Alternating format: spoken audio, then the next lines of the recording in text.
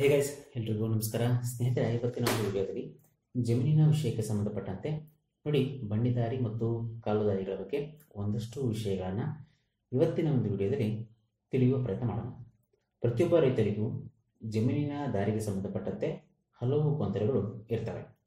ಬಂಡಿದಾರಿ ಮತ್ತು ಕಾಲುದಾರಿಗಳ ಅಳತೆ ಎಷ್ಟು ಎಂದು ಅನೇಕ ಜನರಿಗೆ ನಿಖರವಾಗಿ ಗೊತ್ತಿರುವುದಿಲ್ಲ. ಕಾಲುದಾರಿ ಮತ್ತು ಬಂಡಿದಾರಿಗಳ ಬಗ್ಗೆ ಅದರ ಅಳತೆ ಎಷ್ಟಿರುತ್ತೆ ಮತ್ತು ಅದರ ನಿಯಮಗಳ ಕುರಿತು ಒಂದಷ್ಟು ಮಾಹಿತಿಯನ್ನು ತಿಳಿಯುವ ಪ್ರಯತ್ನ ಮಾಡೋಣ. ರೈತರು ತಮ್ಮ ಜಮೀನಿಗೆ ಹೋಗಿ ಬರುವುದಕ್ಕಾಗಿ ಮತ್ತೊಬ್ಬರ ಜಮೀನಿನ ಮೂಲಕ ಹಾಯ್ದು ಹೋಗುವ ಸಂದರ್ಭಗಳು ಇರ್ತವೆ.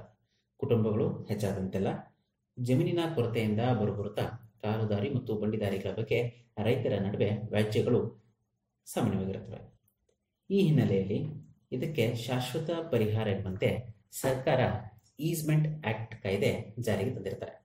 ಈ ಕಾಯ್ದೆ ಪ್ರಕಾರ ಪ್ರತಿಯೊಬ್ಬ ರೈತರು ತಮ್ಮ ಜಮೀನಿಗೆ ಹೋಗಿ ಬರಲು ದಾರಿಗೆ ಜಾಗ ಇದ್ದೇ ಇರ್ತದೆ ಮತ್ತು ಆ ದಾರಿ ಪಡೆಯುವ ಅವರ ಮೂಲಭೂತ ಹಕ್ಕಾಗಿರ್ತದೆ. ಬ್ರಿಟಿಷರ ಕಾಲದಲ್ಲೇ ದೇಶದಲ್ಲಿ ಮೊಟ್ಟ ಮೊದಲ ಬಾರಿಗೆ ಮೂಲ ಸರ್ವೆ ಮಾಡಲಾಗಿರುತ್ತೆ. ಆ ಸಂದರ್ಭದಲ್ಲಿ ದಾಖಲಿಸಿದ ಮಾಹಿತಿ ಪ್ರಸ್ತುತ ಅಳತೆ ಮಾಡಲು ಮೂಲ ದಾಖಲೆಗಳಾಗಿರ್ತವೆ. ನೋಡಿ, ಮೂಲ ಸರ್ವೆ ಮಾಡುವಾಗ ಬ್ರಿಟಿಷ್ ಸರ್ಕಾರ ಟಿಪ್ಪಣಿಗಳನ್ನು ರಚಿಸಿದ್ದರಿಂದ ಸರ್ವೆ ಕಾಲದಲ್ಲಿ ಇವುಗಳೇ ಪ್ರಮುಖ ಆಧಾರ ಸ್ತಂಭಗಳಾಗಿವೆ. ಬ್ರಿಟಿಷ್ ಸರ್ಕಾರ ಸರ್ವೆ ಕಾರ್ಯ ಮಾಡುವಾಗ ಬಂಡಿದಾರಿ ಮತ್ತು ಕಾಲುದಾರಿಗಳ ಬಗ್ಗೆ ಸ್ಪಷ್ಟವಾಗಿ ದಾಖಲಿಸಿ ಇಡ್ತಾ ಇದ್ರು.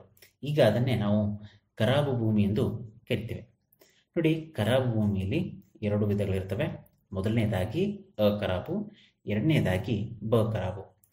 ಇದೇ ಬ ಖರಾಬ್ನಲ್ಲಿ ಕಾಲುದಾರಿ ಮತ್ತು ಬಂಡಿದಾರಿಗಳ ಬಗ್ಗೆ ಸಂಪೂರ್ಣ ಮಾಹಿತಿ ಅಡಕವಾಗಿರುತ್ತೆ.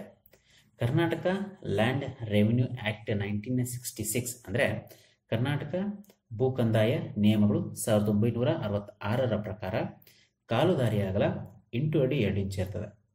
ಇನ್ನು ಕಾಲುದಾರಿಯ ಉದ್ದಕ್ಕೆ ಸಂಬಂಧಪಟ್ಟಂತೆ ನಿಮ್ಮ ಜಮೀನಿನ ಅಂತ್ಯದವರೆಗೆ ಇರ್ತದೆ. ಅದೇ ರೀತಿ ಬಂಡಿಯ ದಾರಿ ಬಗ್ಗೆ ತಿಳಿದಾದರೆ 20 ಅಡಿ ಅಗಲ ಇರ್ತದೆ.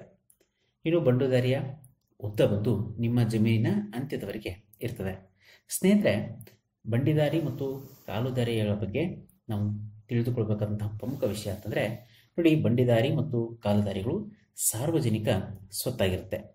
ಬಂಡಿದಾರಿ ಮತ್ತು ಕಾಲುದಾರಿಗಳ ವಿಸ್ತೀರ್ಣದ ಬಗ್ಗೆ ನಿಮಗೆ ಹೆಚ್ಚಿನ ಮಾಹಿತಿ ಸರ್ವೆ ಇಲಾಖೆಯಿಂದ ನೀವು ಅರ್ಜಿಯನ್ನು ಕೊಟ್ಟು ಪಡೆಯಬಹುದು.